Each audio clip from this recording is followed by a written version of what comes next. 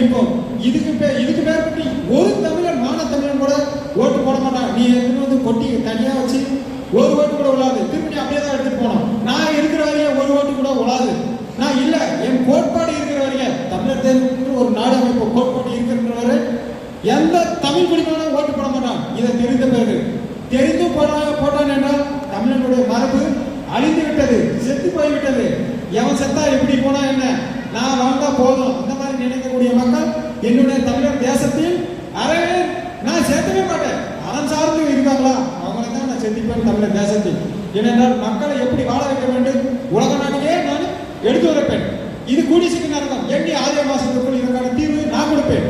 நான் கண்டிப்பாக கொடுப்பேன். என்ன நம்பி வாருங்கள். நான் எந்த கட்சியும் சார்ந்தவங்க இல்லை, எந்த மதமும் சார்ந்தவங்க இல்லை, தமிழனும் அவ்வளவுதான்.